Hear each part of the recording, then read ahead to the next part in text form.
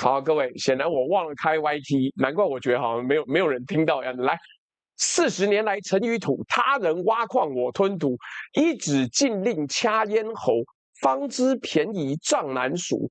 弔倒風波15載，東瀛正歌說已備，豈料刀鋒早換手，污粉一斷三心廢。莫笑強權不講理啊！先問磁鐵誰人煉？聊天室裡燈還亮，且看誰先斷了電。我先講今天這一集的內容呢，我原來是想要講為什麼一直還在討論稀土制裁，或者是 rare earth weaponize， 稀土元素被武器化。我想說這個東西是不是以前不是已經做過了嗎？沒有辦法克服嗎？沒有辦法解決這個問題嗎？這個人類的技術這麼落後啊！但很抱歉，看了半天，仔細做過分析之後，我才知道，看還真是人類到現在為止沒有辦法克服稀土制裁的問題，甚至集全世界的力量，稀土制裁最快也要5年才有替代解決方案。那讓我們就開開心心的從歷史開始講這件事情吧，因為真沒想到這個東西竟然現在會變成這個樣子。來，各位歡迎回到萬事通事務所，我是朱學恆。今天呢是2026年6月17號，我們來講一個關於自信的事情。好了，自信是什麼呢？自信就是你到底對自己有多麼理解，有多麼清楚，有多麼知道你的實力如何。那很顯然的，我一開始對日本觀測角度很高，但結果我錯了。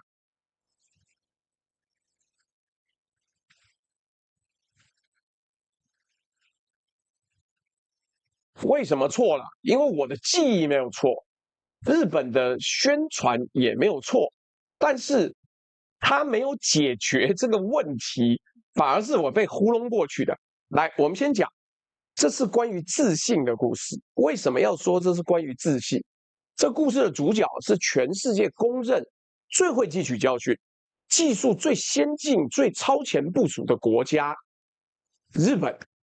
我們把時間先倒退回2010年，那一年呢，在釣魚台海域日本叫尖閣列島起了非常嚴重的衝突。一艘中國漁船跟日本海上保安廳海保的巡邏船撞在一起，船長被扣押。這本來是一樁海上糾紛，但問題是，你也知道。中方對領土爭議才沒有像台灣一樣那麼隨便說啊，我們樂見日菲協議明明就是屬於台灣的經濟海域，沒有，寧失千軍不失寸土，所以他一下子就上到了最高等級的制裁，他停掉了對日本的稀土出口。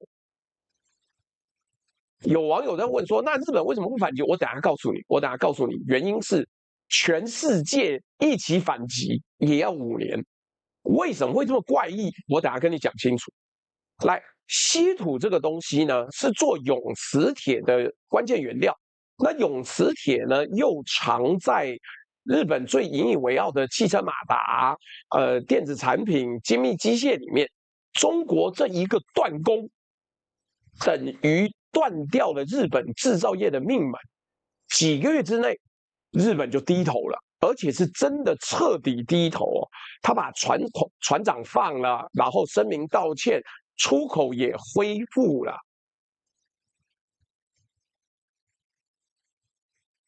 但日本真的痛啊！日本那幾個月才發現，自己的所有引以為傲的科技成果，所有的精密機械，在稀土制裁下，如同紙糊的一般脆弱，沒有用，擋不住。好啦，所以痛完了之後，他做了一件很日本的事情。日本就说：“媽，我學到教訓，我一定再也不要受到類似的狀況啊。”他開始超前部署。接下來15年呢，日本瘋狂的囤積戰略物資啊，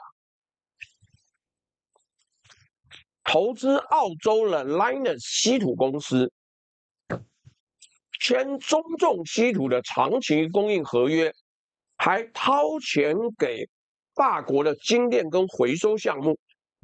官方對外的宣傳是什麼？我們日本已經學到教訓了，在稀土這個戰場上，我們準備好了，絕不會再被中國拿捏第二次。各位記不記得啊？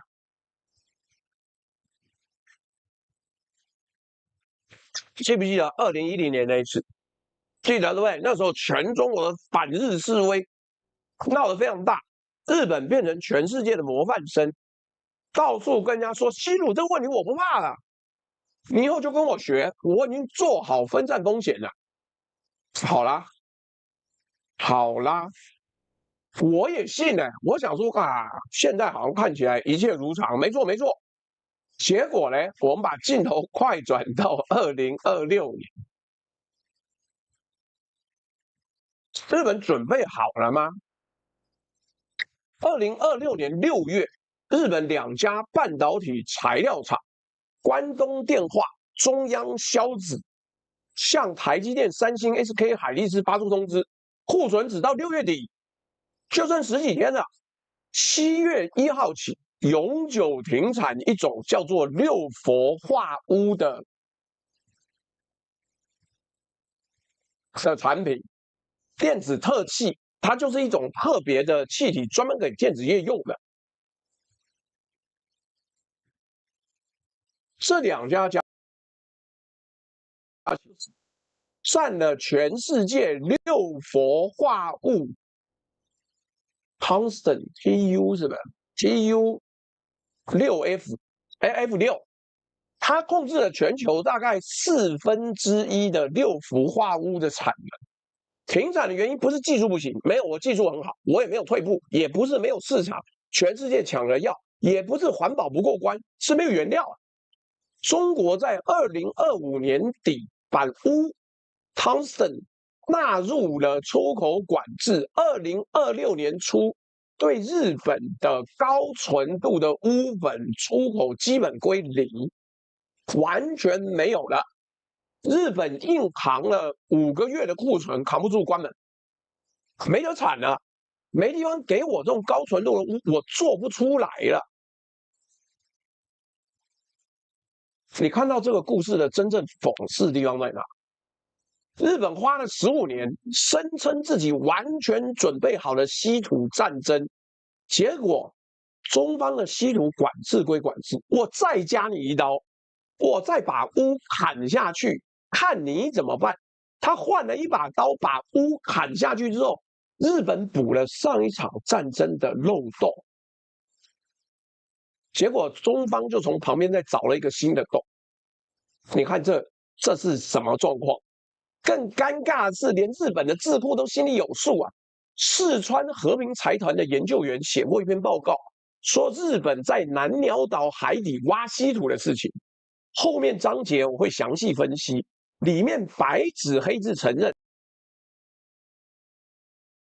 但是煉不動、養不起、運不了，沒有辦法一舉解決對中國的依賴。一邊對外面喊準備好啦，準備好啦，一邊內部報告承認，還早得很。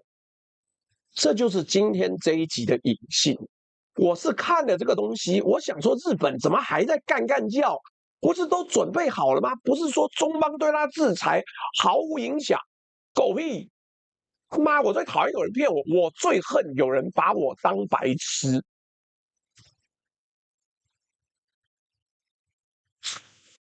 為什麼？因為實際上就是這麼的簡單吶。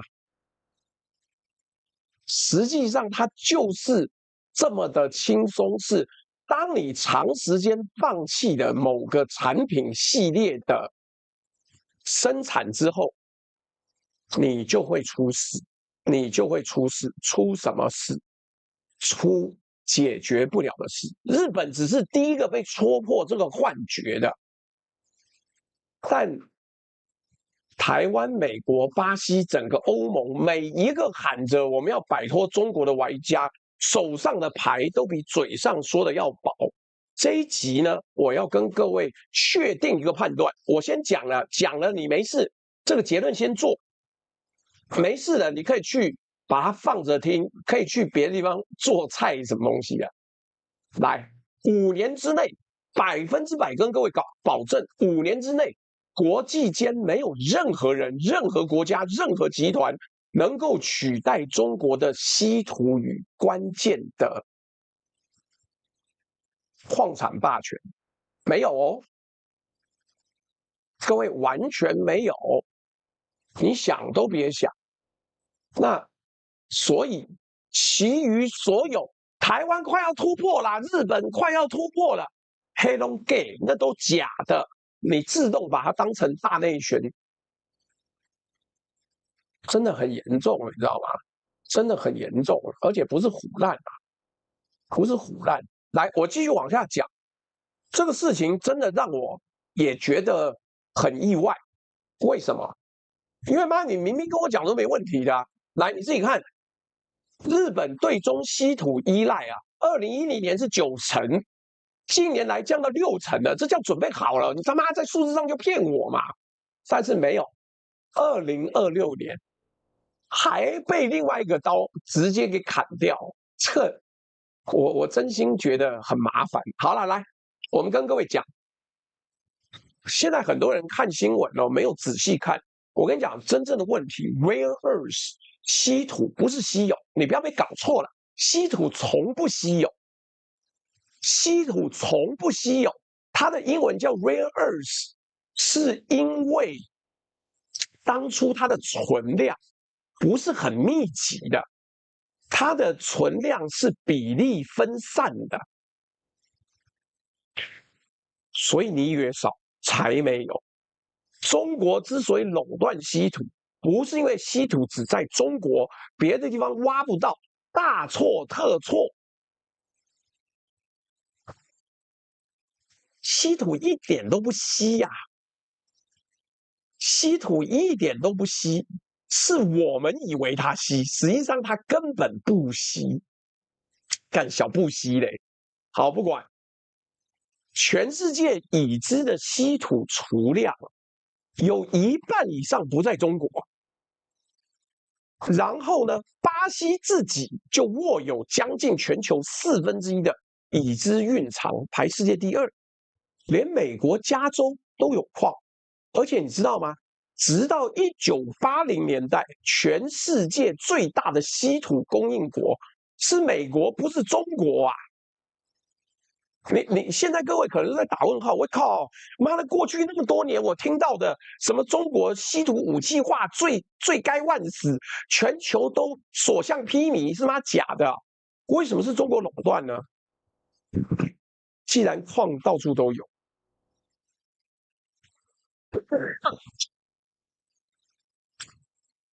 問得好。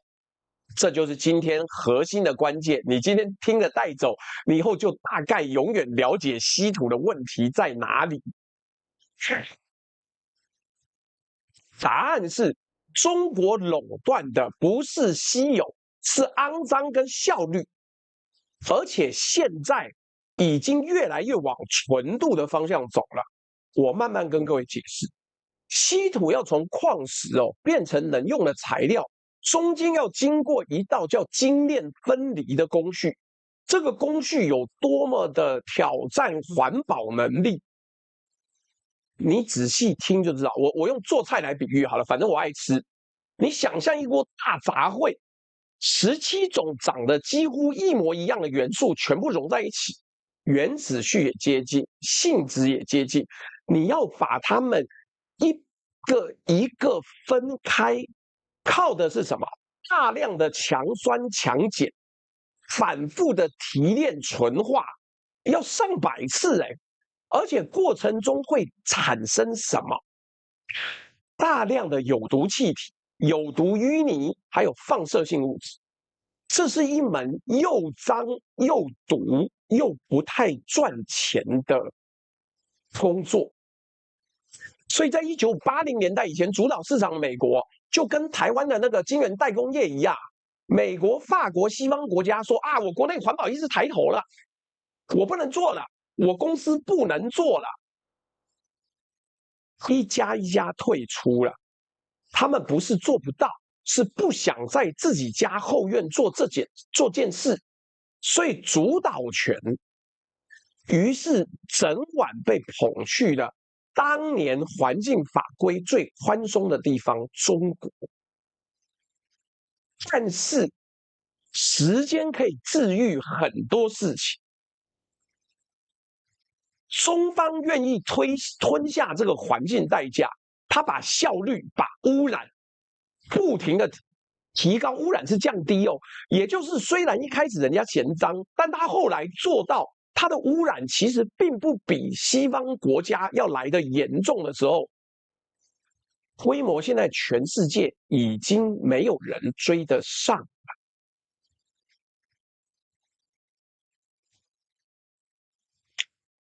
鄧小平在1987年講過一句話：“中東有石油，中國有稀土。”這句話你當初根本聽不懂，這不是地質宣言，這是戰略宣言。所以各位要記住今天的核心比喻啊，中方掐住你的不是一座別人沒有的礦山，而是一份別人40年前嫌髒主動丟掉的差事。現在這個髒活兒，它不但在中國變得不髒，變得更有效率之後，你要想撿回來，你撿不回來呀。這變成戰略武器的時候，西方才發現，你當年要圖個乾淨省事，賬是要連本帶利還回來的。所以，我跟你講，有些人你不是工程師，你可能不懂，一個髒活兒，你自然而然要賺錢，要減低污染，你就是要不停的練。你增加中間的所有觸媒，所有的純化的過程，降低污染，因為污染也是成本。當你做了40年之後，全世界就沒有人比你更乾淨了。所以這個東西，勤能補拙，熟能生巧。你就算現在西方直接拿回去做，它污染還是比中方要嚴重。中方已經熬了40年，現在已經沒有那麼嚴重了。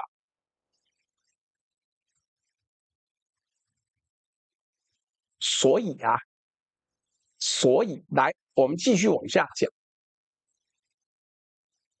理論上西方可以拿回去，但是你要重新蓋一座精煉廠，訓練一批願意做這個的工程師，還要說服你家鄉的居民接受放射性污泥堆在隔壁。這需要的已經不是技術，已經不單純是技術了，是時間跟政治意志，而這兩樣恰恰是5年之內絕對補不回來的，絕對補不回來的。那所以這個稀土制裁這一個戰術，誰想出來的？真是了不起！誰能想過一個國際管制可以5年讓全世界追不上來？誰想得到？徐光憲院士也很值得尊敬，但他的厲害的地方是在技術上面。他幫中國建立一個技術的堡壘，一個高牆之後，中方的政治單位，也許是政治局，也許是哪個誰，這個我不知道是誰，但他們真的很厲害。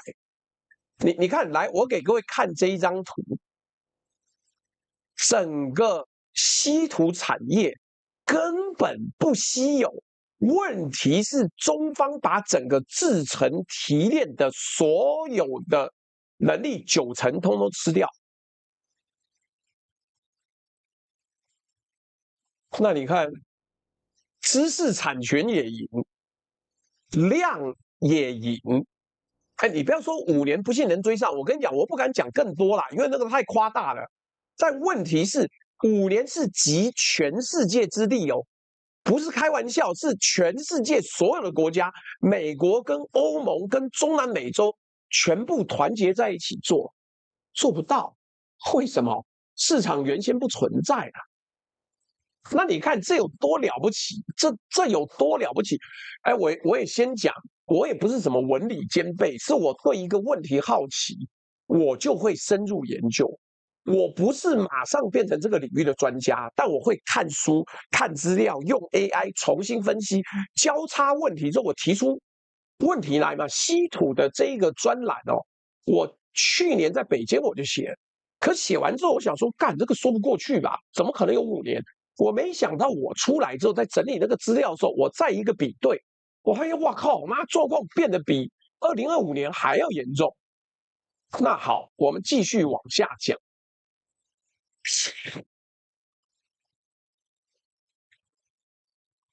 我們繼續往下講，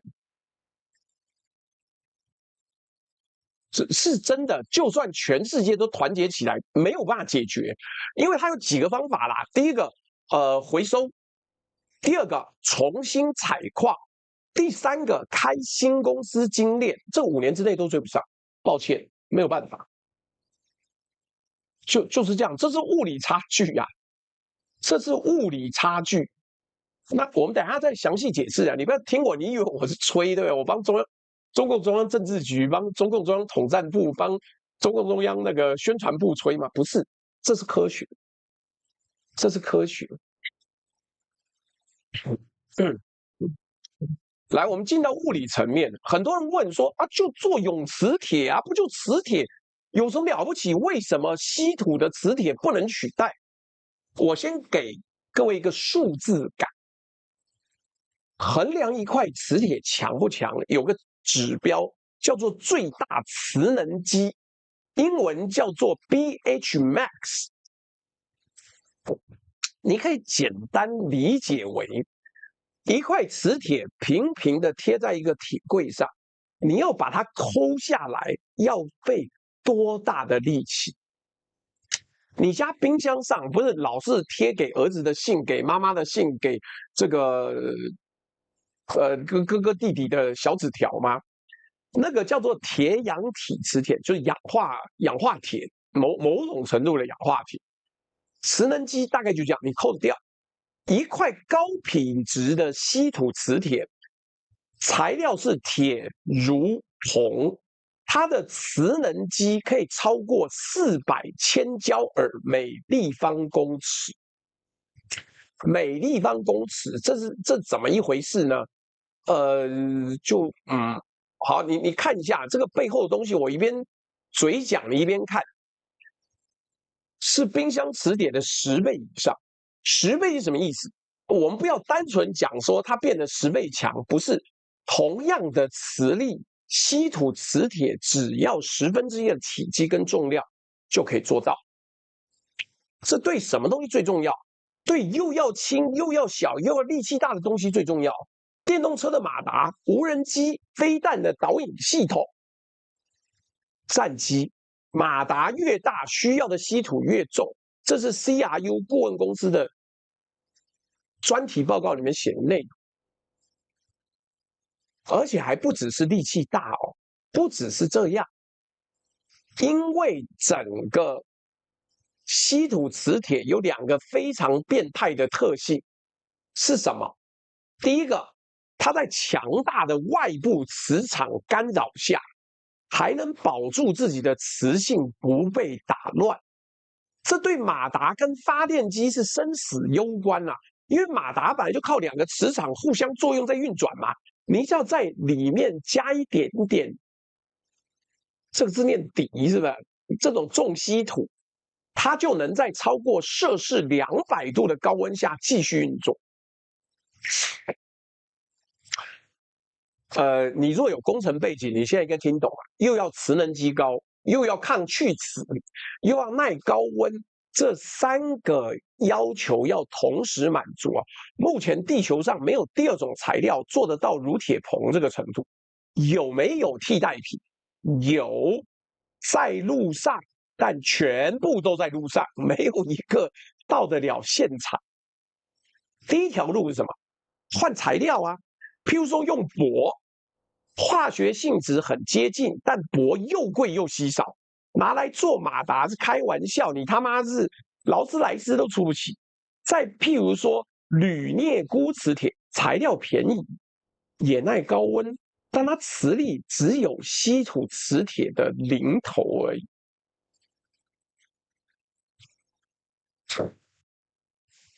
第二條路，那你就發明新磁鐵嘛，你叫 AI 去給我做測試，發明新的磁鐵。這裡有兩個明星，不是沒有，一個叫四方鐵鎳石 （Tetratianate），這種東西天然只有在隕石裡面找得到。哎，對，從天上掉下來那個隕石，它的磁能基理論上有335千焦耳，接近最好的銣磁鐵。它更耐熱，然後它更能夠，原料還很普通，沒有很稀有。問題是，天然的四方鐵鎳石要幾百萬年冷卻才能形成。實驗室現在能做，但一小批要花6個禮拜，那這搞屁嘛，做不了嘛。另外一個叫氮化鐵磁鐵，明尼蘇達州有一個叫 Niron 公司在搞，理論磁能基可以飆到1000千焦耳以上，比最強的稀土磁鐵還猛2倍多，而且氮氣很普遍，空氣裡面就有，聽起來像救世主，對不對？結果抱歉，現實是它目前做出來的實際性能大概只有好的銣磁鐵的一半，量產廠也還在蓋不了。所以這一章結論很簡單，稀土永磁鐵不是貴或不方便的問題，是物理特性上目前無可替代。新材料的故事呢，聽起來好像很了不起，但經濟學人分析之後下的結論是，就算一切順利，這些新磁鐵也來不及解決眼前的短缺。研究這件事情最好的時機是20年前，那個時候你就該做了。第二好的時機是今天。換句話說，你就算現在研究，對目前的缺口，遠水救不了近火。來啊，講到這裡，對不對？問題又來了。看到後面的畫面，對不對？很了不起，看起來應該是 F-35啊，但是為什麼好像不是那麼開心呢？原因很簡單。來，但我們先念個斗內哦，還要再提醒一下大家，這個有網友說他昨天才下定，但是這個禮拜你要明白一件事情，很抱歉，因為台灣這邊端午節，所以有很多的那個郵寄包裹會 delay， 那所以這禮拜能到貨的幾率比較小，因為寄得出來啊，包裹太多可能到不了。你現在下定，下個禮拜保證到，所以你現在可以到我們置頂的地方去看，這個很讚，有沒有？這是我們的獅子鄉的愛文芒果，請大家趕快下定，今年大出，可以一路吃到7月吧，沒有問題。那還有其他的那個佳美能啊，或者是你要訂的那個玉米，我跟你講，我們連跟台西鄉的農會訂玉米都 delay， 我到現在還沒收到第2批的補貨。因為就下大雨，再加上端午節，所以真沒辦法，請大家多多見諒。所以還是趕快去置頂的地方看一看，好不好？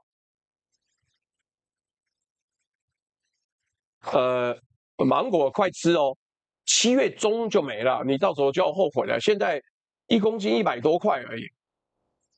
來 C909 斗內的2個差額，謝謝你。壞掉龍9說，請支持多功能旋轉延長插座，擔任阿爾巴老朱兵按讚分享加群熱推購買商品，也請問老朱祝福打氣，謝謝。Eason TW66，謝謝你的抖內。秦明說，鄧小平1964年視察包頭時提到，要發展鋼鐵，也要發展稀土。1992年南巡期間，在內蒙古包頭視察或相關講話中有中東有石油，中國有稀土，中國的稀土資源占全世界已知儲量的80%，其地位可比中東的石油。他講的沒講錯，但沒想到後來已經不是儲量問題，是技術的問題了。所以他說，具有極其重要的戰略意義，一定要把稀土的事情辦好。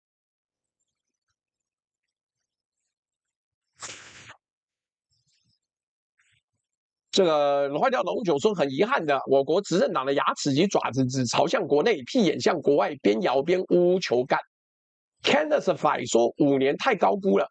概稱民主國家所謂的團結或者團結根本就不存在。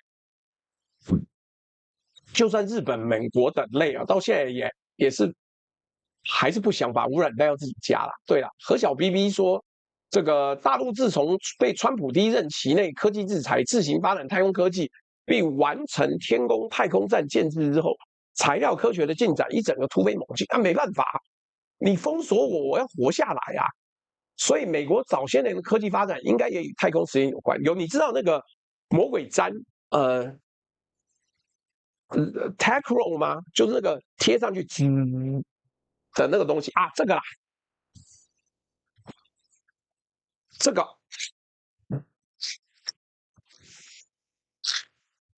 這個也是登陸月球的計劃做出來的，因為他們當時想要用沒有鐵、重量又輕的想法，所以用這個做出來，很讚哦，很耐。但等等，我的電腦有點過熱，讓我去把窗戶關了。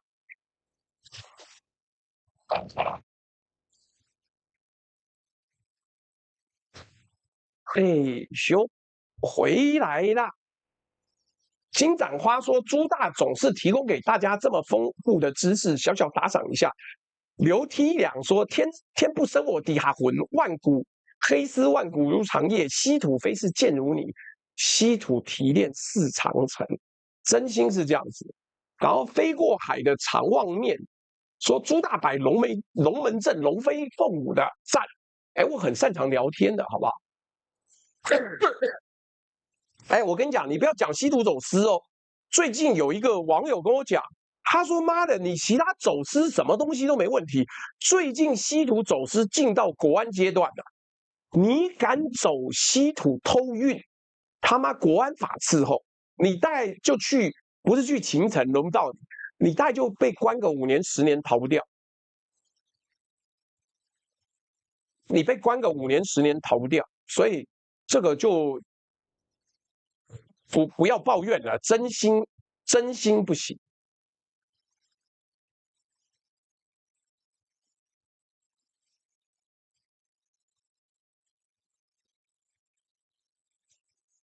來，前面講了稀土不稀啊，詞典換不掉。這個我們這一章要講啊，中方到底是怎麼做到這件事情的？你不要覺得啊，這中方就躺着，然後稀土就變他們了，不是。先看數字，中國控制了全球大約70%的稀土開採，這個分額其實沒那麼嚇人，因為礦到處有。真正嚇人是後面，中國掌握了90%的精煉，90%的磁鐵製造，而到了重稀土啊，就是那些最難替代、最值錢的，中國的加工份額是98%，98%。所以我還是要講，你看網友紛紛說啊。那個是就像販毒一樣，你他媽千萬不要把你的稀土產品偷運，這個不得了，這危及國家安全，到時候全省的國保、國安都下來查，你媽全家被抓光了。來，我馬上就要講後面的 F-35啊，你先看我的圖嘛。所以，換句話說，你是巴西也好，澳洲也好。就算你把礦挖出來了，這些礦石還是得要運去中國精煉。這就為什麼美國想搞那個礦產俱樂部有一個致命的破綻。你俱樂部裡面的會員國家挖出來的原礦，大部分還是要送去中國加工，等於繞了一圈，他可以把你委託的加工 delay 再 delay， 等於繞了一圈，咽喉還在人家手上。記住這件事情哦，挖礦人人會，分離、提煉跟做磁鐵才是技術活兒。這個技術活的8%在中國逃不掉了，但中國真正高明的地方還不在份額，在刀法。這是最近，哎幹媽又說失焦，好，差不多啦。這是因為我用那個 vMix 的關係，目前看起來啊可以接受就好，可以接受就好，反正又不是因為我超帥超美什麼東西的。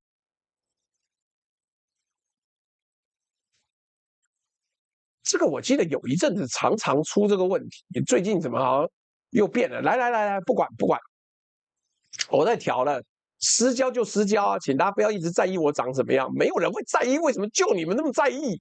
誰他媽在乎我長什麼樣子啊？來，你看一下這個後面的圖是中方在稀土供應鏈各環節的占比，礦石開採70%。精煉分離90%，磁鐵製造也在90%左右，所以挖礦人人會啊，你98%的那個占的問題就很大了，好不好？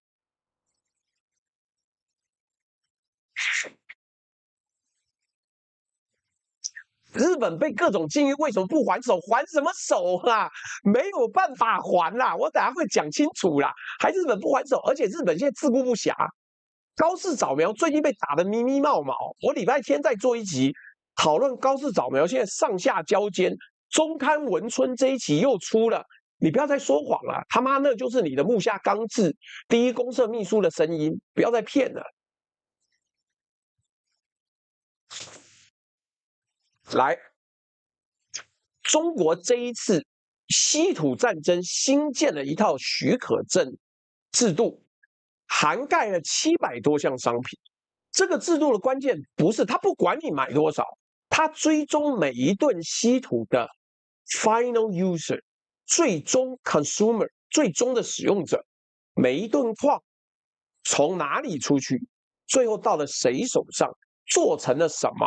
中國官方都追得到，而且可以隨時撤銷許可。這代表什麼？代表什麼？這代表中國可以做到精準分流啦。尤其它禁止了軍民兩用的稀土，它禁止軍方用啦。2025年那波制裁啊，表面上後來出口恢復了，氣氛緩和了。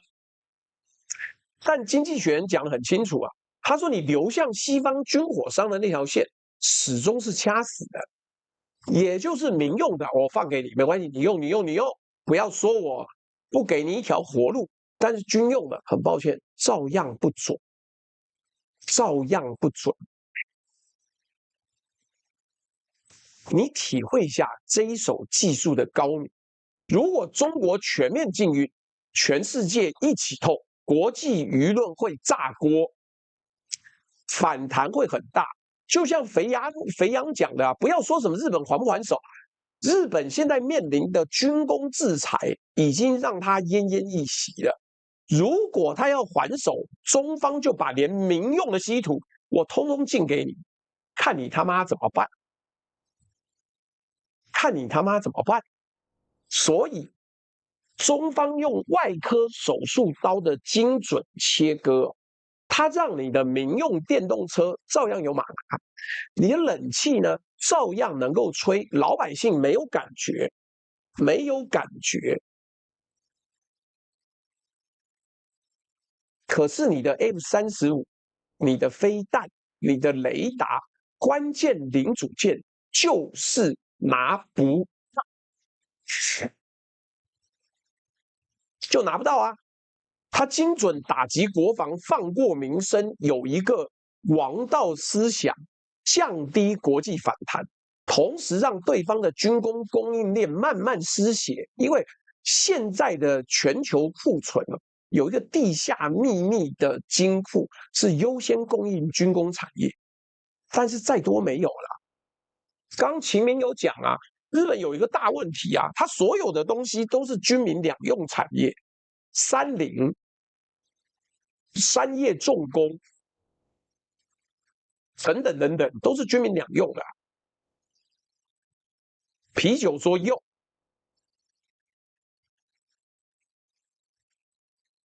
所以嘛，更狠的是，中國叫你填那個表格，除了煩、除了累之外，申請程序本身當武器，什麼意思呢？你西方国家廠商能夠想要申請許可，对不对？我讓你申請，我給你申請，沒有關係，給你申請。但是你要把產品的專有技術資訊、商業機密交出來填申請表。填申請表，歐洲企業就是這樣子，為了申請許可，被迫交出商業機密，等於你來求我放行，我順手就把你的技術底細摸光了。各位有沒有覺得背後一陣涼意？這已經不是貿易戰哦，這是用供應鏈當情報收集工具，就跟台灣的什麼歡迎日菲用國際條約來決定經濟海域的爭議一樣，結果你一歡迎，中國海警就把你整個東部海域全部吃光光。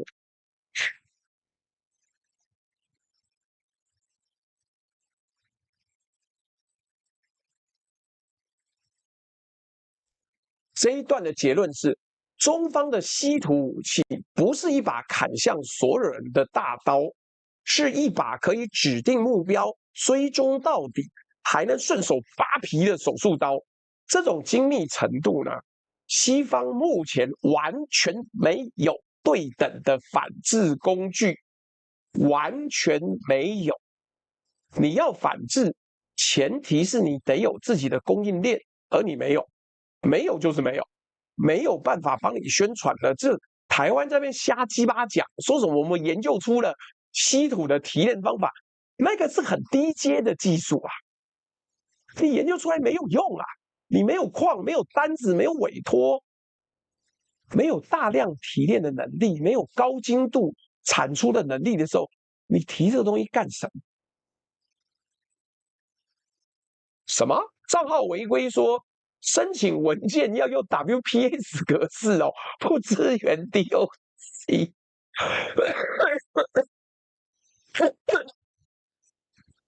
看這 WPS 是什麼格式啊？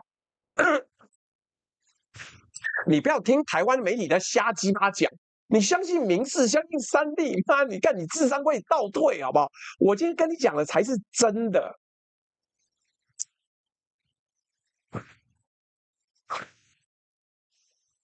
來，我們講完了中國怎麼做呢？接下來要講嘴巴最硬的美國，他怎麼做？先講為什麼美國這麼怕，因為美國的高科技武器啊，幾乎沒有一樣離得開稀土。F-35戰機，原來是對岸的那個 Office 金山啊，對嘛，就是金山，難怪我覺得 WPS 是什麼東西。就是以前金山防毒軟件啊，我嫌那個軟件很難用，我裝了之後就把它殺掉了。好，這個我繼續講，我還沒有完全好，這剩一點點的，就是支氣管的問題。來，美國的 F-35戰機、飛彈、無人機、雷達、電動馬達，2025年4月，中國那7種重稀土管制，這些公司這些東西的供應鏈。全部差點當場斷裂。CSIS 智庫的專家直接講，國防工業會被拖累。這一刀痛到什麼程度？痛到川普這個最愛關稅的人立刻把對中國的關稅縮回去，趕着簽貿易休戰協定。你想想看，能讓川普主動把關稅這個他最心愛的玩具收起來的是什麼？是稀土啊！就是中國這一張稀土牌的分量一打出來，我召喚青眼白龍，整個戰場都被燒光。所以有人說美國不是有礦？對，美國有礦，但美國自己停產了。我們後面會再看看美國這座礦的故事，你就知道有礦跟能用差多遠。美國今天只有一座還在運轉的稀土礦，在加州叫做 Mountain Pass。這座礦的身世呢，特別有教育意義。它曾經是世界上最大的稀土礦，為什麼？2002年它關掉了，為什麼關？2個原因。第一，中國的廉價稀土傾銷，把它成本優勢打垮了，就根本不值得生產了。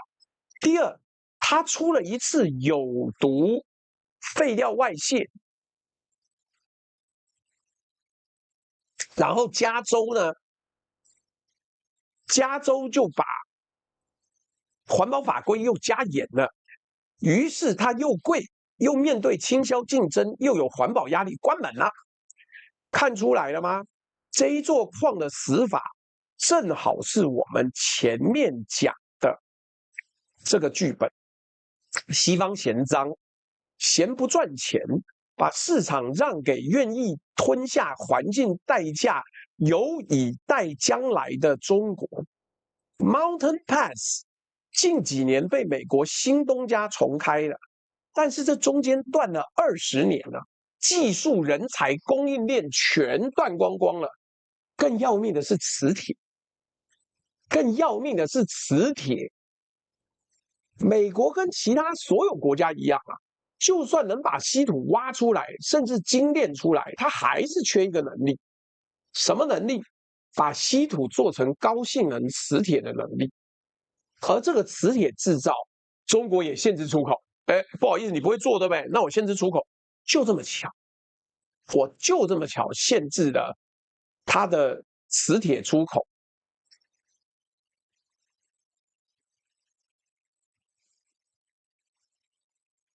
好了，給各位看一下，我做了一個動畫，難得不給各位看一下，不好意思。所以啊，你看這個狀況是怎麼樣？這個狀況就是很嚴重，嚴重到什麼程度？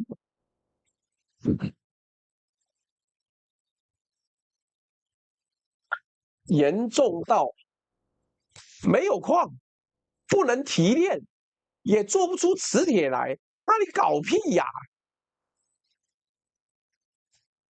你看這也是一樣啊，而且你要從美國現在重開這個 Mountain Pass 這個礦，直到做出來變成磁鐵，你花的時間久到靠北，久到沒有辦法忍受。你看這個，光他做這個圖，動畫就慢到你沒有辦法持續呀。來，3到5年是樂觀估計哦，前提是一切順利哦。我們來看看現實有多不順。美國有個叫 Round Top 的德州稀土計劃，2026年1月呢，政府宣布要給他16億美金的支持，股價立刻狂噴，聽起來很棒，對不對？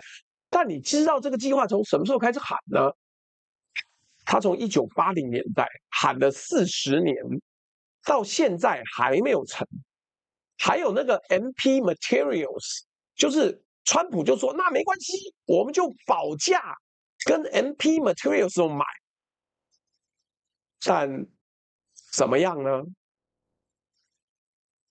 不行就是不行。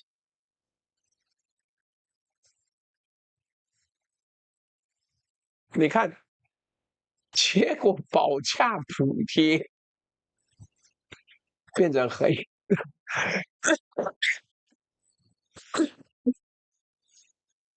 變成黑洞了啦！美國政府給他一個保價，每公斤$110的盧普氧化物，如果賣不到這個價，五角大廈補差額。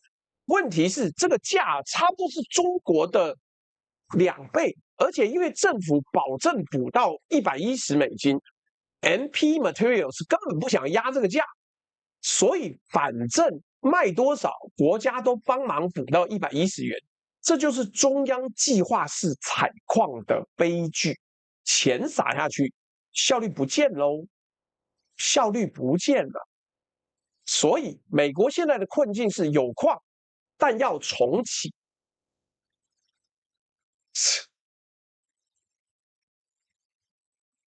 有錢但撒得亂，能挖但練不動，能練但做不出磁鐵，每一個環節都缺一塊，而且每一塊都要好幾年，剉賽啦。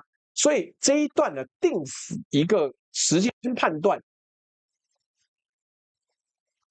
美國的本土供應鏈從礦到磁鐵全部補齊，能在中國斷供是頂得住，就是它斷你供應了，你要頂得住。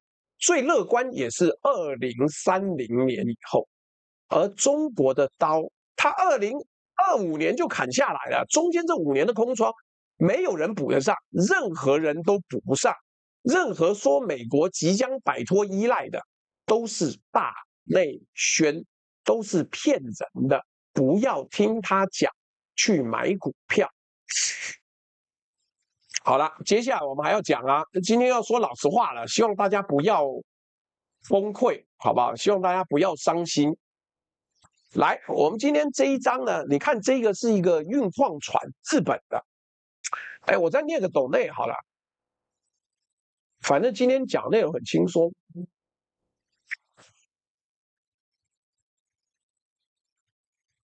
然後啤酒說又來了，信義區貓頭鷹說朱大晚上好，又好幾集要趕進度，先斗內晚點看回放，謝謝，沒問題。子祥說朱大，中國有辦法利用稀土控制或阻止戰爭嗎？阻止戰爭可能做不到，但是控制戰爭的規模做得到，因為它就沒有戰鬥機，沒有飛彈了啊。然後出個物，謝謝你的斗內。乙姨說來支持，向各位報告，阿姨我買了2箱芒果寄給遠方友人和表妹。昨晚表妹回報表示，你寄那什麼鬼芒果，老公小孩吃到攔不住，氣死了。這個我不知道說什麼啊，我今天也剛買了2箱，請大家見諒啊。但那個芒果是真的好吃啊，而且他寄給你的芒果是整個獅子鄉統一出貨，出了貨之後呢，你其實在家還可以放2、3天。然後像你看，這個是我今天剛收到的，坦白講很深。其實你現在硬要吃，不是不能吃。但它可以再放好幾天以上，放到冰箱可能可以放到2星期，可以放到2星期。阿里姚海說，廈門烏業搞稀土的，2個半月，半個月從52塊漲到現在80哦。對啊，你趕快買啊！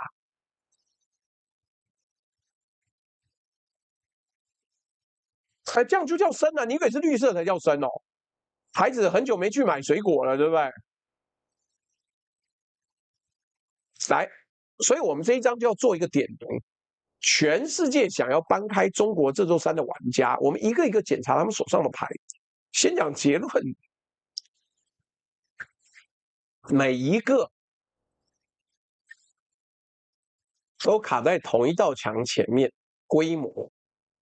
然後你會發現呢，他們的官方說法跟現實的距離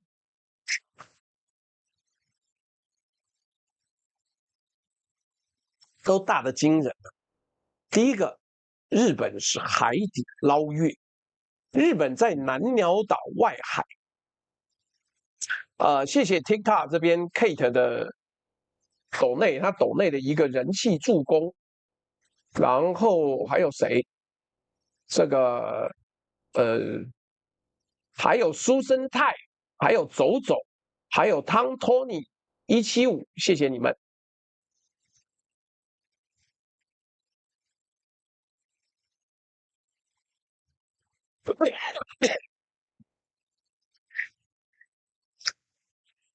日本在南鳥島外海呢，2026年2月成功從水深5700公尺的海底挖出了含稀土的泥巴，就我背後这艘船啊，那這是全球首開採，技術上確實了不起，日本國內一片歡騰，覺得自己有望了。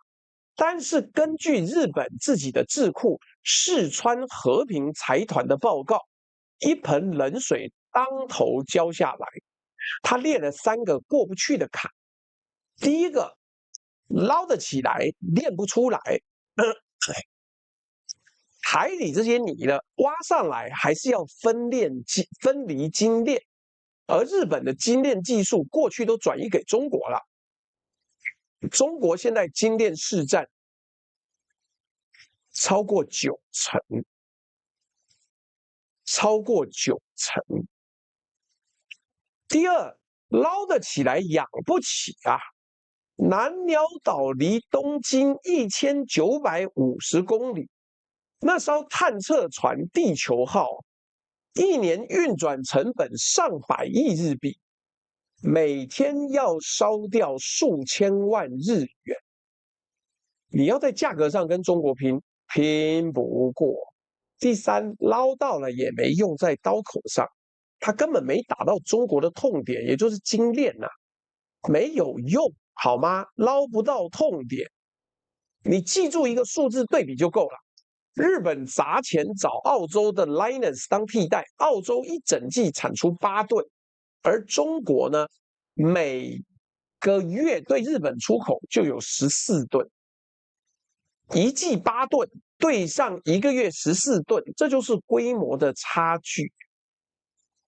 第二個，台灣，我們這邊講的公道一點啊，不要說工研院沒做事，他有做事，但是他的做事呢，只有宣傳上有效，實務面上沒有效。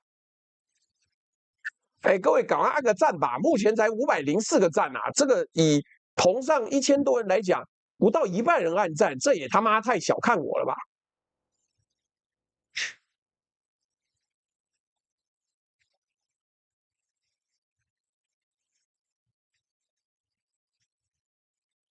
等等，我的 Facebook 好像連一連，也沒有啊。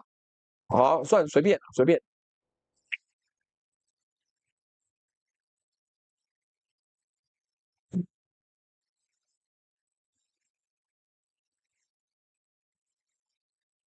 好，那我要繼續往下講嘍。來，趕快按讚啊！趕快按讚了。好，來，台灣我們這邊講的公道一點，中經院的徐尊慈主任，對不起，他是負責行銷推廣的，他不是做研發的，因為研發是工研院。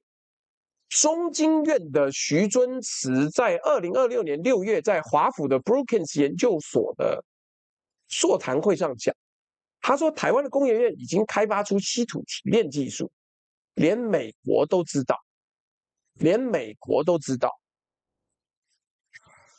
經濟部長龔明鑫也說，經濟部正支持工研院投入稀土自主研發，規劃3年內建置試量產線，延伸的目標是2030年滿足台灣1/3的需求。這好事啊！我給工研院的工程師掌聲，這是扎實的科學研究。但是你搞錯對象跟方向了。各位注意聽，我要講的不是技術面，是時間差。開發出技術跟能商業量產，能在斷供那一天頂上去，中間隔着一條叫規模的鴻溝。你看時間軸，3年內才建試量產線。注意是試量產，2030年才談滿足1/3需求，而中國的刀啊，2025年4月就砍下來了。所以台灣的故事不是假的，是還沒到實驗室裡面跑得通，急呼呼的就跑去宣傳。但是跟中國斷供那天呢，能不能救命那是兩回事嘛。徐尊慈自己就說：“哦，謝謝出個物，馬上就抖了10個會員。現在這下真拿不到的，可能真的是非洲人了。”來，徐主任自己都說了一句很誠實的話，他說：“我們現場剩下的時間不多了。”這句話翻譯過來就是：技術有了，但時間不在我們這邊。任何把工研院已開發技術講成台灣已經準備好的宣傳，你自己要加上那個時間差，不要唬爛。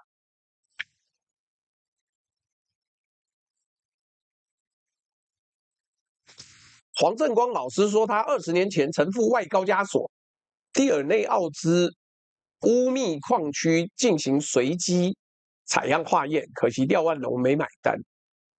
台灣沒有人那麼有遠見啊。第三個，還有國家巴西，有地質沒資本。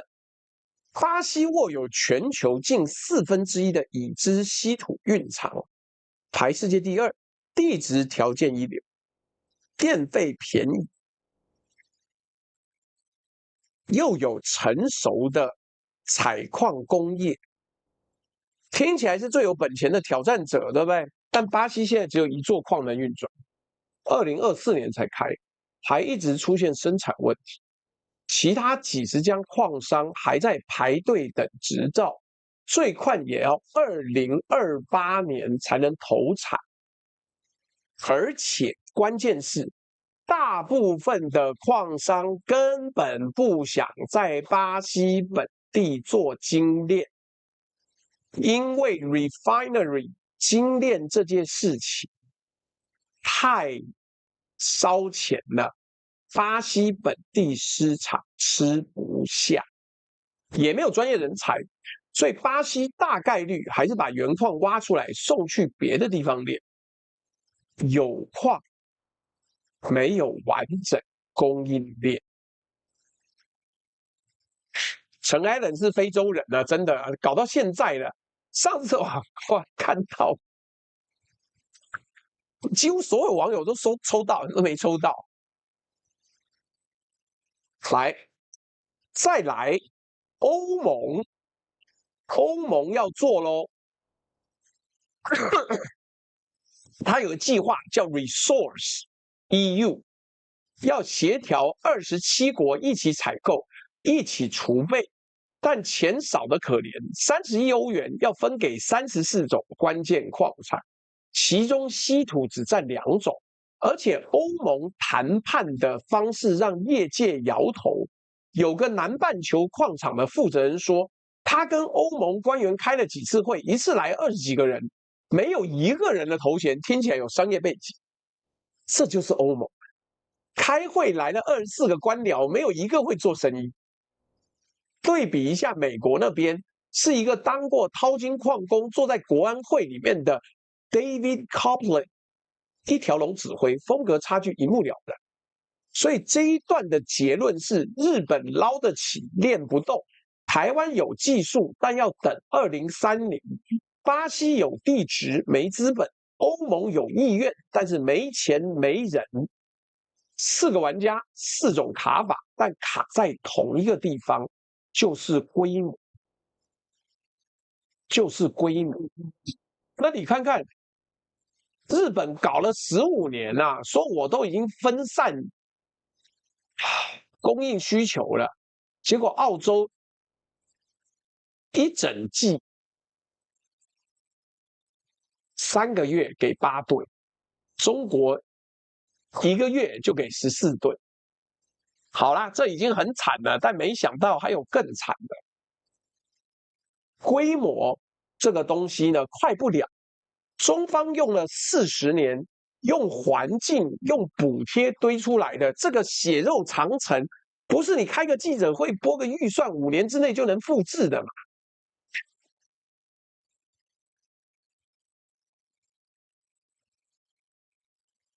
所以很要命啊，很要命啊！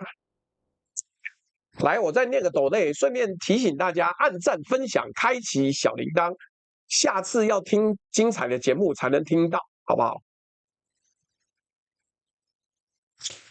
？Mr. 阿卡塞說：“先小抖一點目標，晚點看回放，支持九哥使用阿薩布魯道具單人阿鲁巴主打活動，請各位網友別吝啬按讚，手機熱推，有餘力者煩請移駕至阿宅福利社選購精選商品，謝謝哦。”本台置頂這個連結一下子就連到所有的東西，有包含了我們的信豐豬肉、雲章台灣牛肉，還有精緻的進口水果，還有獅子香的芒果，各種各樣東西呢。總之就是一個開心，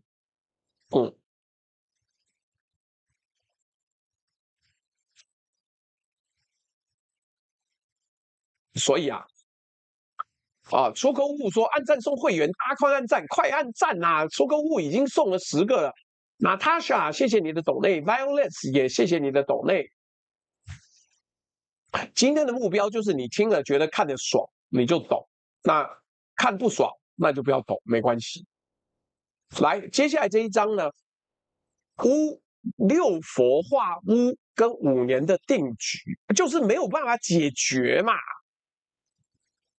來，這是我們內容的最後一章。你看今天多輕鬆，我的資訊密度多高，高到7、8章就已經講完了，輕鬆點。我今天可以早點睡覺，不然感冒晚睡一直好不了，讓我覺得超怒的。來，如果前面我們都在講中國的第一刀稀土，接下來要講的是第2刀已經砍下來了。獨孤9劍已經砍到第2劍了啊！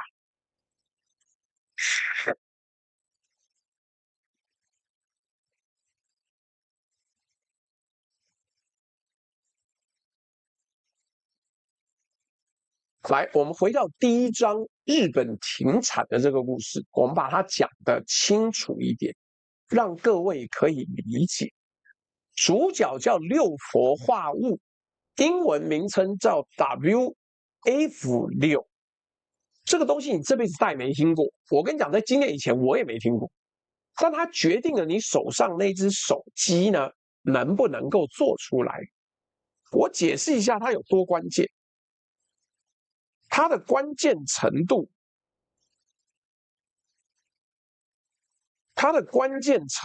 是什麼？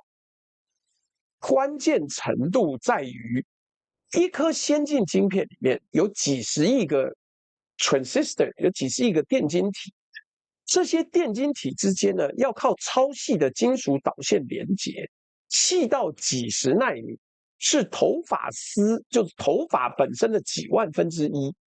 這麼細的導線，銅會遷移，鋁會熔斷，普通金屬全都扛不住，只有鎢能用，超硬金屬鎢能用，而把鎢均勻的鍍進這些奈米級的孔道裡，主流辦法只有一個，叫做化學氣相沉澱。他媽大學以後，我怎麼知道我還要在直播頻道上面講化學氣相沉澱呢？電理老師嘞，好來，意思就是他不可能用鍍的鍍進去，他也不可能用鋪的鋪上去，他用氣體的方式在這邊沉澱，在這邊沉澱了。好啦，那沒有六佛化屋，3奈米、5奈米沒有量產。謝謝謝明峰斗內的貓貓按讚。沒有六佛化屋3奈米、5奈米這種先進封裝不能量產，為什麼？因為就沒有線啊，你的電力沒辦法過嘛。HBM High Broadband Memory。高頻寬記憶體產線也直接停工 ，AI 晶片的供應鏈會跟着斷，這條線一斷啊，台積電、三星、SK 海力士、美光全都中招。各位，你現在懂得這為什麼是獨孤九劍第二劍當劍士？因為第一刀的稀土啊，砍的是國防跟電動車，電動車它還放你過哦。第二道烏砍的是整個 AI 時代的地基，先進晶片。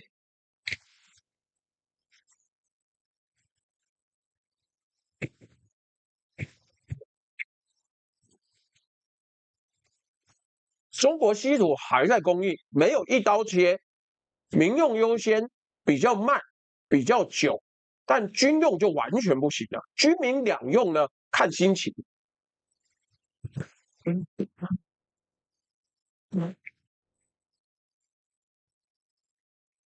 那中國怎麼砍六氟化鎢？它的做法跟稀土很像，但更成熟。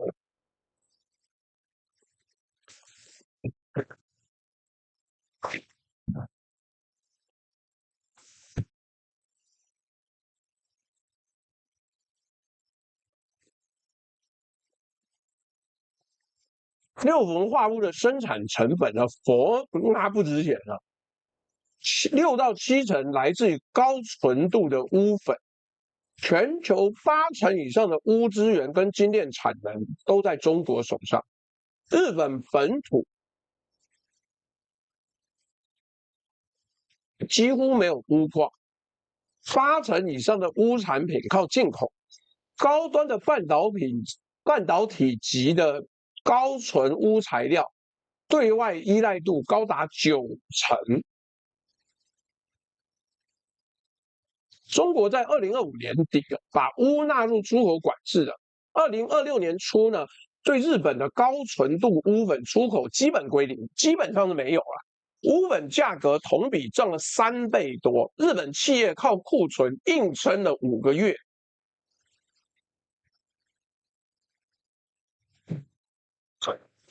硬撐了5個月啊，撐到扛不住了。7月1號永久停產。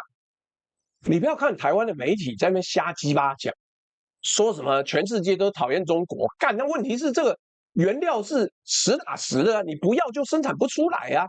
你在那邊吹打打滴打打，我沈伯洋好帥，打打滴打打，我比張凌赫帥，打打滴打打，我長得像趙夏全一樣，人可以騙得過去啊。但是鎢粉沒有就沒有，煉不出來就煉不出來，那搞什麼？看網友還說我現在吃東西怎麼樣？我跟你講，我現在已經很收斂了，因為我的帶貨要助理加熱之後給我吃，我現在沒有助理，我在家裡，媽，這我的臥室我沒辦法在那邊吃東西呀。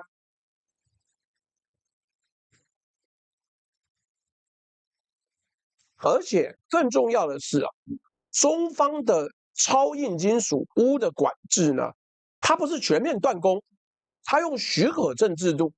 終端用途審查來調節每一批貨，你要報備採購方用途、運輸路線，等於每一噸貨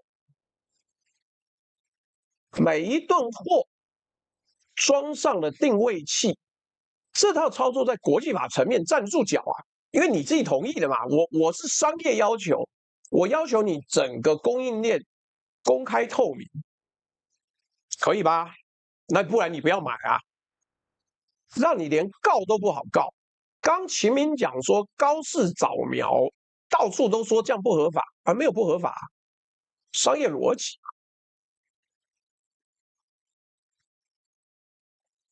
這跟第4章講的，我們前面講的稀土軍工的2指點是同一個劇本，只是用在鎢上面更加爐火純青。結果多嚴重？結果多嚴重？我接下來講數字嘍，他媽比你們想的要嚴重多了。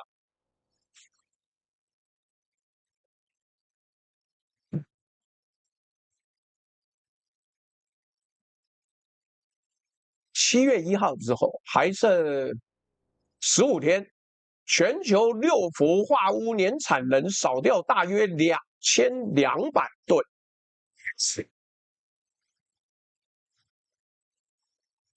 2026年下半年供應缺口估計達2000噸。三星 SK 海力士呢，原本80%的六氟化鎢是從日本進口。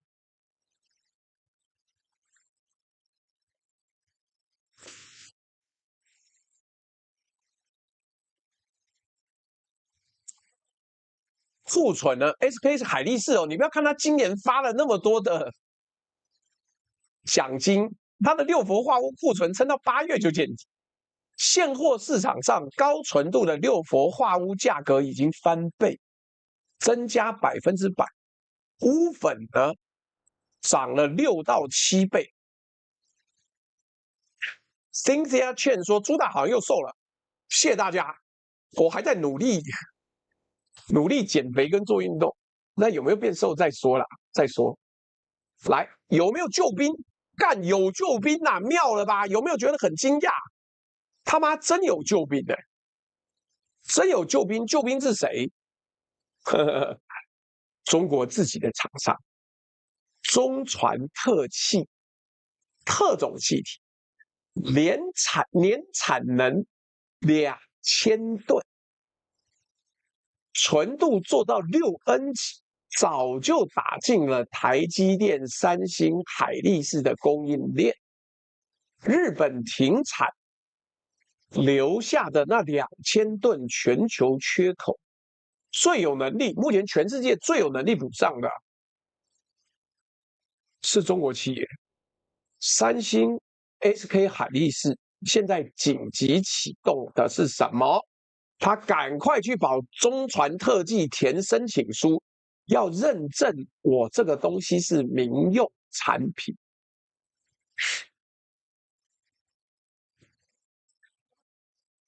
他跟中傳特技申請之後，目標是8月要大量進口大陸國產的六氟化鎢啊。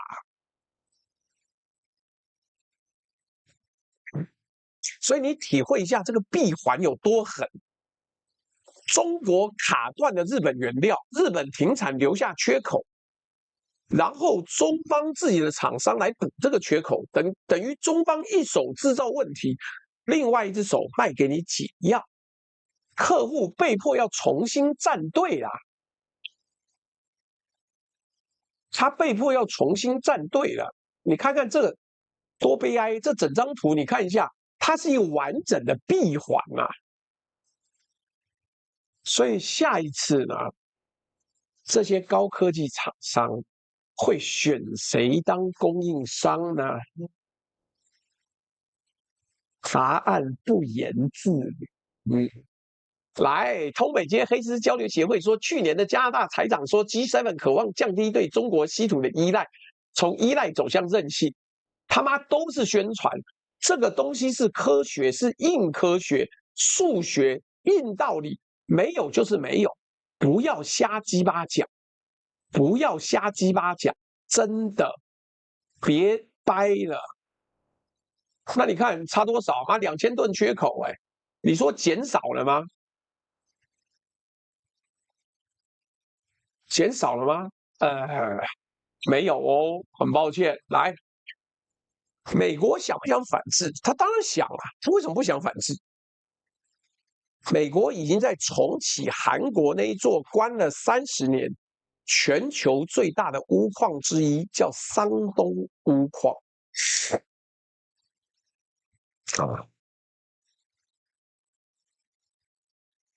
幹兔星星說，我去年華遠氣體、中傳特技都買過，只留了500股。買股不要一直進進出出，好不好？買對了就留着嘛。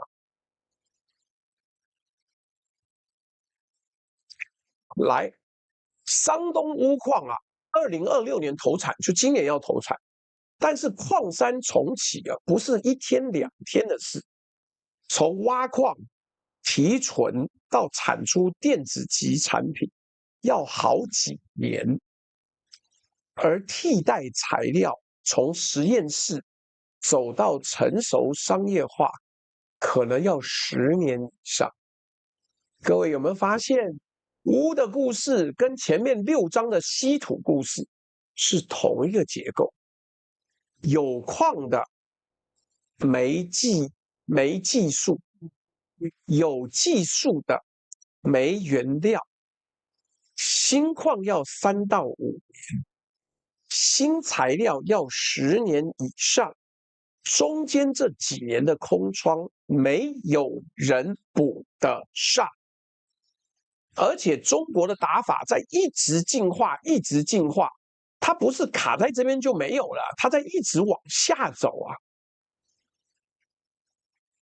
為什麼？第一代稀土管制是釣魚台那一代的時候的事情，粗放配額 WTO 還被挑戰過。那個 U 要說3月4月稀土板塊下跌不少，我還虧不少，最近半個多月才反彈，才反彈回來。我跟你講，這個我有研究，我跟你說一下，因為稀土的狀況呢，全世界缺，但是中方官方管制，所以你要大賺不可能。但是因為需求在一直增加。慢慢，黨中央會放寬，所以你今年下半年跟明年年初應該可以賺一些，但是再多不確定，所以還可以賺，但是賺不多，就這個樣子吧。第2代的鎵跟鍺的管制是精準打擊半導體級的產品。到了第3代鎢的反制，是前2次迭代之後的成熟版本，精準、合規、可追蹤，還能順手扶植自己的產業。每砍一刀，中國的產業能力就往前跳一級。稀土時代，它只有礦。鎵跟鍺時代，它有了提純能力 （refinery 的能力）。到了鎢的時代，超硬金屬鎢的時代，它已經掌握了從高純度材料到電子特氣的全鏈條封鎖。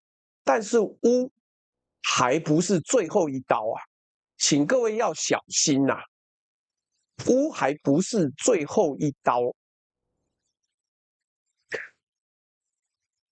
在同一份管制清單上面還有另外一種金屬哦。這一次刀鋒第一次精準的切進了台灣的目標身上。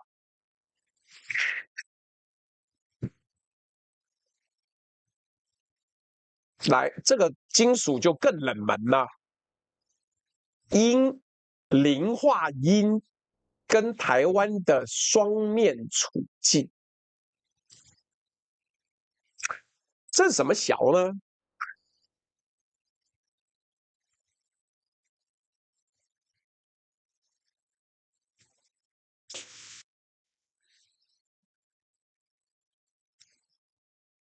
各位如果以為鎢就是收尾，那我要告訴你還沒有。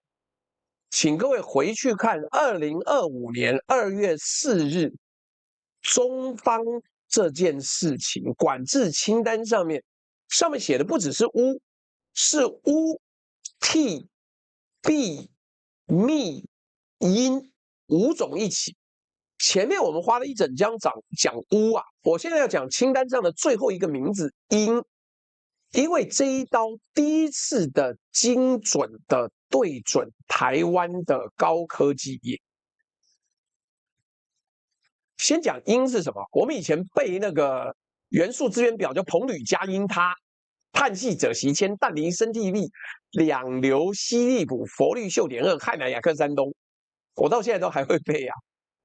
氫鋰鈉鉀銫銬媲美蓋斯鋇鐳硼鋁鎵銦鈦碳系鍺錫鉛啊，不要一直背這東西，媽智障是吧？來，銦是什麼？銦本身很稀有，你日常生活用不到啦，又不會做甜甜圈給你。但它做出來的東西叫做磷化銦，英文叫做 INP。這個東西是現在最燙手的材料。它是 AI data center 裡面呢，高速光通讯雷射跟光偵測器的基礎基板。簡單講 ，GPU 算得再快，資料要在晶片之間、伺服器之間用光纖高速傳輸，靠的就是磷化铟做的雷射。它是 AI 時代的光血管，它是靠這個雷射啦，就是有光纖，但是你要把它加強能量、加速、加纯，要用雷射打出去。磷化铟就是做雷射，不是顏色，雷射。偏巧，中國掌握了全球大約70%的铟產量。更狠的是啊，它不但掌握了70%的铟產量，全球第2大磷化铟基板供應商 AXT，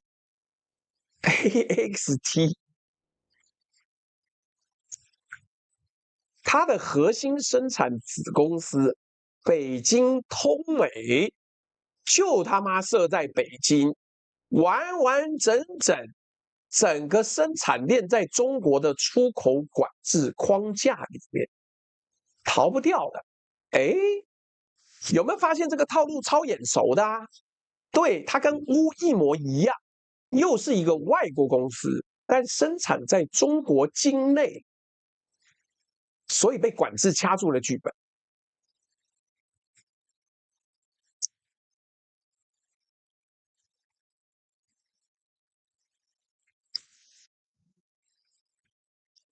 美股 AXT 都上天了，我沒有買 AXT 耶，我想想看，我買什麼東西？我昨天買了1張 SpaceX， 1張，因為我這樣看它的那個成長，什麼東西比較方便。是不是還沒開盤呢？對，還沒開盤。來，2025年2月4日，管制一上路，效果立刻浮現啦。根據 XT 向美國證管會申報的文件呢，每一張出口許可證的審查大約要花60個工作天，就是你要從那個中國境內申請磷化铟出口，一張出口證花60個工作天，大概快3個月。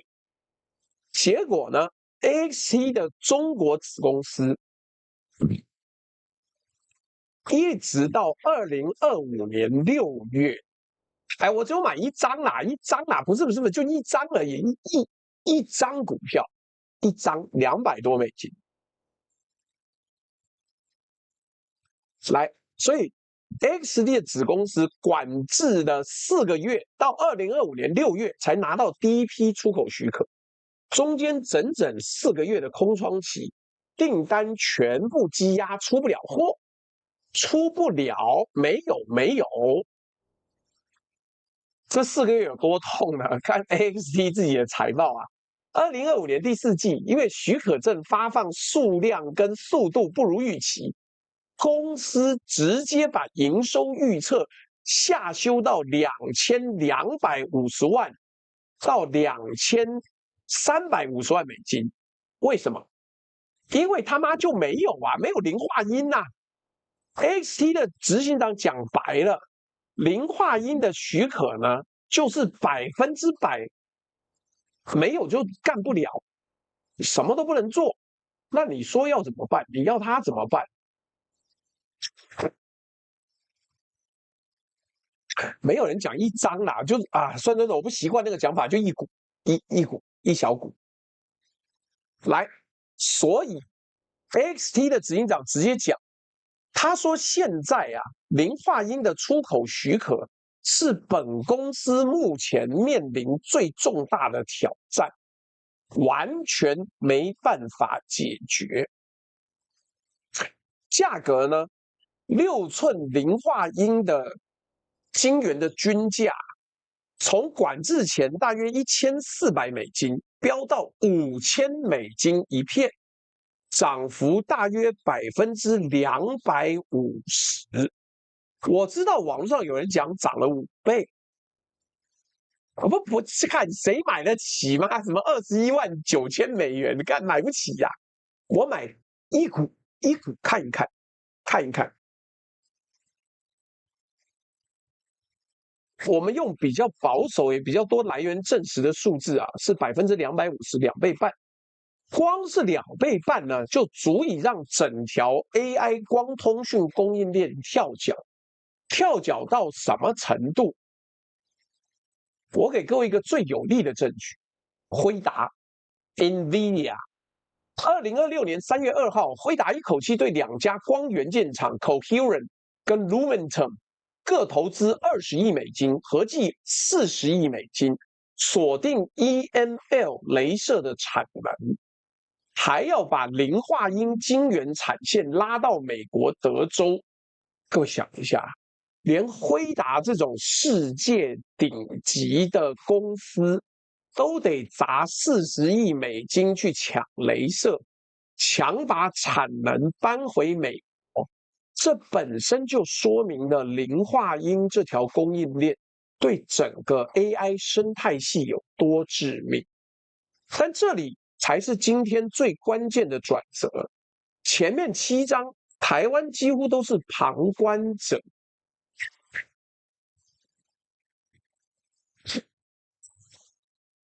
頂多在工研院那一段，台灣出來說：“耶耶耶，選我，選我，選我。”但是不好意思，磷化铟這一刀呢，台灣是真的站在風暴的正中央。台灣這條鏈上的位置叫做磊晶，磊晶就是把磷化铟的晶板進一步成長成雷射光偵測器的 sensor 這些光電元件的中間製程。台灣在這一層耕耘了很久。所以它的技術很強，所以當上游基板呢被卡住的時候，它就整個挫賽，因為割不掉。我們又是老行家了，然後又跟着持續走，這要怎麼辦？沒有辦法，沒有辦法。那好，台灣的磊晶廠在中方管制價格飆漲的時候，台灣的磊晶廠是兩面受利，一方面是上游原料被掐，成本壓力上來，但另外一方面呢，因為台灣手上握着稀缺的加工能力，在供應鏈裡面的議價地位也上升了。路透社都點名，台灣的磊晶廠商因為 AXT 的許可延遲，面臨基板供應中斷。台灣這一次不是看戲的，是直接在台上挨打，同時又被大家搶着要那一個。所以各位，今天最該帶回家的一句話：前面7個段落是別人的戰爭，這個段落是台灣的戰爭吶。台灣第一次，同時是受害者，也是這條產業鏈上拔不掉的關鍵齒輪。台灣在這個位置呢，是好事還是壞事？我必須要誠實講，兩者都是，而且壞的那一面更結構性。議價權上升是真的，但那是建立在上游原料的取得依然卡在地緣政治的前提上，而這個前提呢，現在一點都不穩。中國的英管制啊，當前批次到2026年11月10號到期。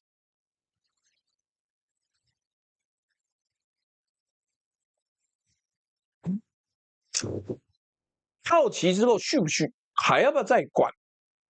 要看中央政治局審批怎麼變，沒有人說得準。你去問習近平，習近平也不管那麼細，好不好？而且你也問不到習近平嘛。台灣的磊晶廠啊，等於把自己的命脈綁在一個隨時可能被北京擰緊的水龍頭上面，而替代來源呢？替代來源跟前面7章一模一樣。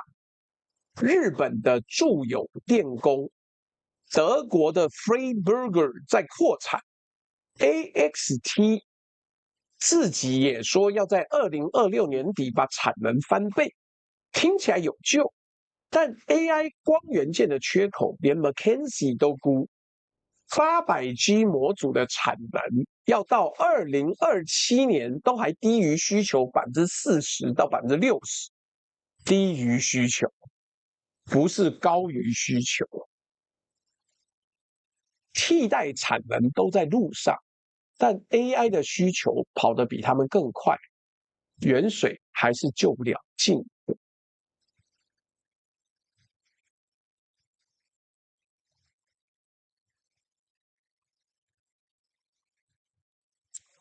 來，我們今天差不多要結束了，要跟大家好好的聊一聊。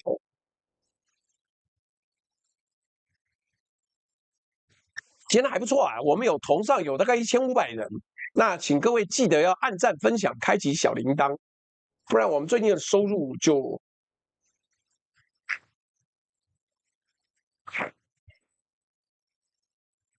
不是那麼的高。那剛剛還有網友說叫我去炒港股，靠北，我現在連出國機票都沒有，我給你去炒什麼港股？沒有。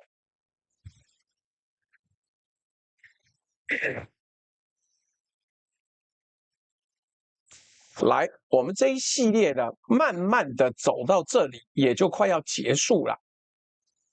這個，我們把它收攏成一個判斷，什麼呢？我今天要讓各位記清楚的一件事情，因為這個答案也是我仔細研究之後，我發現很驚訝。媽，目前美國媒體、日本媒體、台灣媒體都在瞎雞巴講。我聽他們瞎雞巴講之後，我也認為是真的。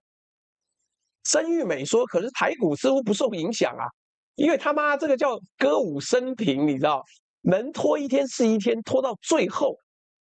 哎，你還要仔細注意一件事情哦，中方沒有對台灣斷供啊，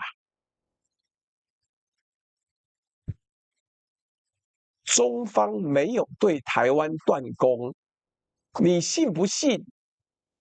如果中方說我以後磷化銦不給台積電，六氟化鎢不給台積電，誰敢給我就追究這家公司對他禁運。你看股市跌不跌？對岸是沒有做制裁啊，不是沒有影響啊。不，我跟你講，大家也都該知道，不是我在那邊泄密啦。你大家本來也就該知道，我們有一些東西是掌握在對岸的理性跟友情上面，好不好？所以他沒有這樣做，不代表你永遠不會受影響啊，各位長官。所以來，我直接下了結論，我一開場就講了，我現在要最後要收尾的時候再強調。5年之內，全世界、國際間沒有任何人能取代中國的稀土跟關鍵礦產的霸權，也沒有人能夠有效反制。為什麼是5年？為什麼沒有辦法反制？我們把證據鏈再走一遍。新礦從探勘到投產要3到5年，繞開中國的礦到磁鐵供應鏈也要3到5年，替代磁鐵、替代材料，從實驗性到量產也要10年以上，連 AI 光通訊的缺口都要到2027年以後才補得上，而且中國卡住的不是礦，礦到處都有，中國卡的是精煉這道又髒又毒，西方40年前主動丟掉的差事，卡的是8%的重稀土加工。卡的是那一套能追蹤到終端、精準打擊軍工的許可制度，這些東西不是撥一筆預算、開一場記者會、簽一份 MOU 就能在5年之內變出來的。請各位看清楚中方劇本是怎麼樣子一代一代進化的。第一刀稀土是粗放配額，第二刀加跟鍺，精準打擊半導體級的產品，第三刀鎢砍進先進晶片3奈米、5奈米晶片的咽喉，第四刀銦跟磷化銦是直接切进 AI 光通讯，切进台灣的 AI 產業，這一刀比一刀精準，一刀比一刀往價值鏈的上游跟你的未來砍，每砍一刀，中方的產業能力就往前跳一級，這不是偶發，是系統性的。可以無限複製的武器，所以你目前聽到的每一個樂觀說法，都請你套上這個濾鏡，再重新檢查一遍。TikTok 火燒老二小又來按讚了，就抖抖燈牌，哦，這個昵稱實在是很妙。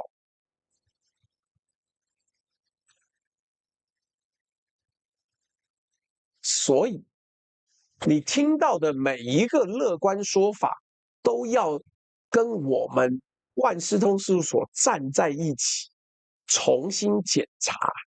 日本說釣魚台之後我們準備好了，這是大內宣。六佛化屋一刀打回原形。台灣說工研院已經開發技術，技術是真的。但量產要等2030，這中間的空窗是真空。美國說我們要擺脫依賴，撒錢撒成一團 ，Mountain Pass 重啟 ，Round Top 喊了40年 ，MP Material 保價變成補貼黑洞，連輝達都要砸40億美金搶雷射。都得排到2027年以後。歐盟說 Resource EU 24個沒有商業背景的官員開會，每一個剝掉宣傳的糖衣，裡面都是同一句話：還沒到，5年之內到不了。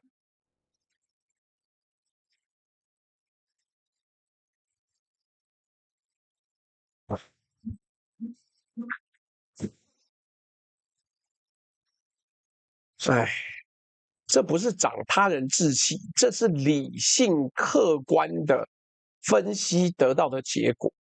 你要說我親中賣台，隨便。當年講地動說的人也被講異端邪說，問題是幾百年之後，誰在笑，誰是真理？哎，各位趕快按讚、分享、開啟小鈴鐺啊！再25個讚就破900了，好不好？今天難得大家這麼配合，好好的往下講。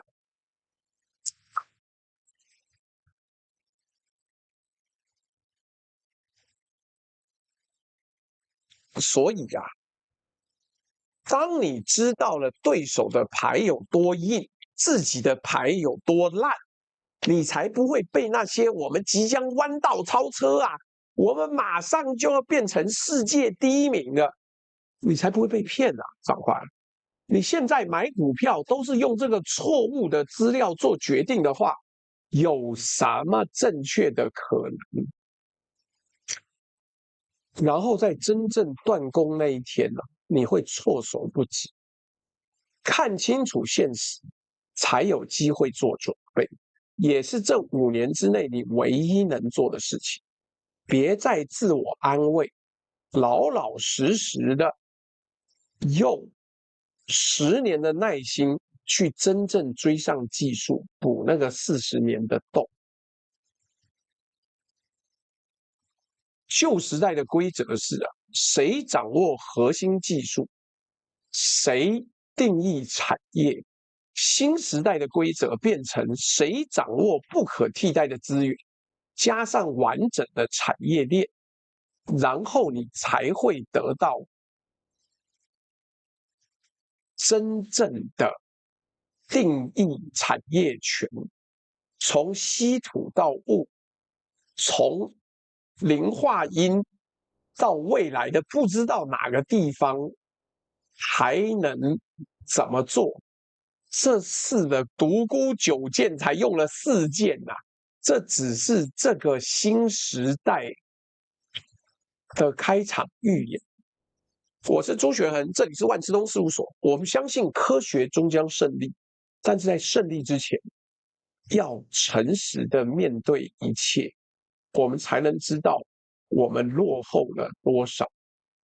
各位，今天又到了最後啊，我們這邊有綠界支付寶、這個微信支付 PayPal 跟各式我們單位的鏈接，請各位又到了抖內要這個賺紅錢的狗皮膏藥時代啦，1元不嫌少，100元不嫌多。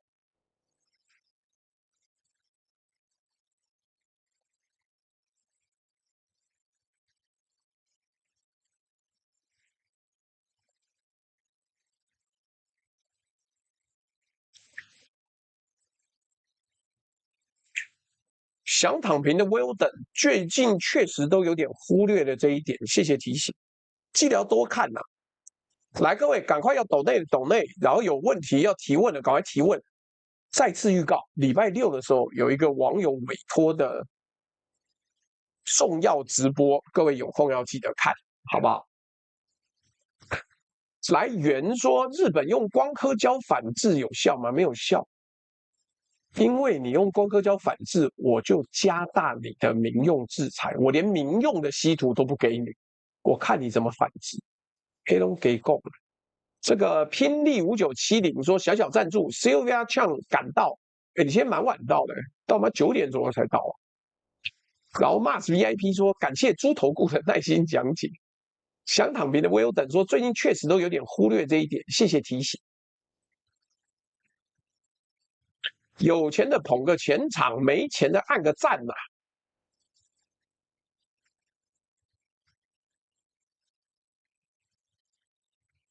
什麼網友在提醒阿里姚海說5個掃碼，趕快想要回饋的話，趁機回饋，但沒有要回饋就算。我看看啊，一邊來，各位，我們今天又到了投票的時刻了。今天的內容呢，請問你覺得內容好，講的也好的，請按1；你覺得內容好，講不好的話，請按2；你覺得內容不好，講的也不好的話，請按3。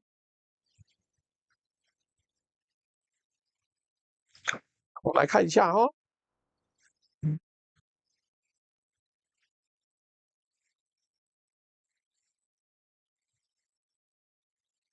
看，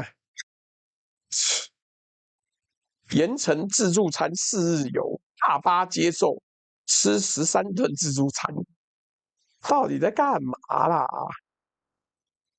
來，我看看啊，那個微信支付也沒有哦。這個今天支付寶3位同學抖了我3塊錢，非常感謝。我們看看有沒有什麼留言之類的。這個什麼什麼名說一個稀土就讓全世界嚇到了發抖，啊，就真的缺呀，這沒辦法啊。所以我說，當初想到這個梗的人真的很厲害。這個什麼什麼名又說，40年前誰會想到中國現在掌握了一切？也沒到一切，但是的確是關鍵性的壟斷，沒錯。什麼什麼名說，朱大說出的真相是殘忍的，台灣沒有人願意承認，但我就雞巴毛啊，怎麼樣？我就喜歡講實話。來，謝謝什麼什麼太小小抖內，好哦。微信支付這位網友問：2028年還會有總統大選嗎？我覺得我這樣講還會有啦，但是多半就是賴清德了吧？多半就是賴清德了。這個原因是，請看大猛子哥哥有回了。為什麼？因為第一個，國民黨不爭氣，國民黨到現在還想要內鬥。國民黨在年底的選舉，只要多掉一席，全部人都會怪鄭麗文。那所以看起來不樂觀。不團結的國民黨永遠打不贏團結的民進黨啊！講白就是這樣子。來，我們要結束我們的網絡調查了，趕快按讚破千吧！你覺得中方的新稀土戰爭能夠避得開嗎？55%的人說，就數據跟技術來看是不能的，就跟台積電現在繞不開是一樣的道理。然後這個有34%的人說，這招真的太刺激了，到底誰想出稀土戰爭這一招的？然後11%的人說可以，全世界對抗一個中國，怎麼會無法避開？來，各位趕快按讚啊！按讚馬上就要破千了。這個魯魯米說再加個油衝1000讚，但我現在看不到多少讚了。還有什麼飄飄說這是錄播，怎麼可能錄播？老子一向直播。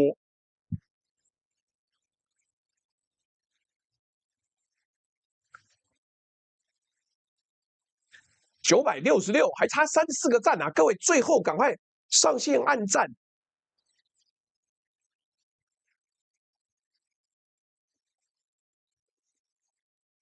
哦，白小洛斗內說喜歡這種讓知其然擴展到知其所以然的科普主題，謝謝朱大。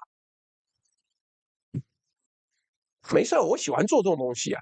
你知道我做這個直播，我本人是很享受的，因為我把一個議題從不是那麼了解，研究到相對了解，研究到可以侃侃而談，我個人覺得成長很多。這個七七闊，謝謝你的抖內。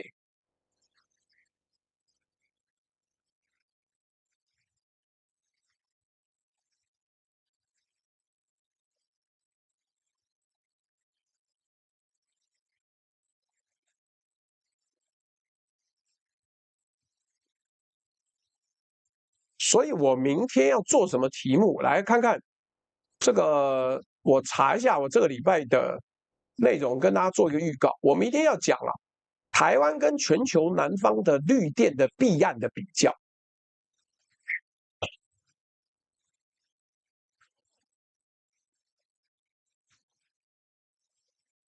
然後禮拜五這個端午節的時候要講美方可以打爆中國的樂觀再度偉大的角度。然後6月20號呢，是我花了幾十個小時做出來的兩岸到底是不是越來越接近戰爭了？這個網友委託的內容，我們已經緊鑼密鼓的收起來。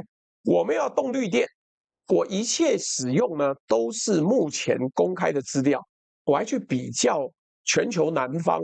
巴基斯坦啦、南非啦，然後剛果啦，好不好？好，謝謝，按讚破千了。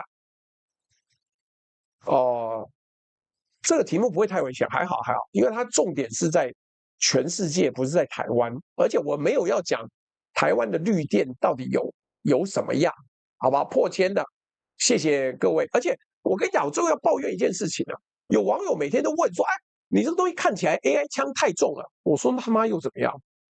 你覺得我有時間每天寫2000字？2000字一個禮拜寫12000嗎？有些時候到14000，我沒辦法呀。曾玉美說，請好好保護喉嚨。那這個喉嚨是因為感冒的關係。北方就多沒有避案，相對少很多，不是完全沒有，但是相对少很多。台灣有這麼多綠電避案，我們簡直就是全球南方。所以啦，各位，今日直播到這邊快樂的告一段落了。希望今天大家該學習的有學到，該知道的有知道，科學終將勝利。勝利是屬於認真準備、認真看書的人。對啊，你要講三峽集團的綠電，但他當年在三峽的時候沒有避案，他是後來出避案的嘛。好了，先跟大家講，就這樣講，拜拜。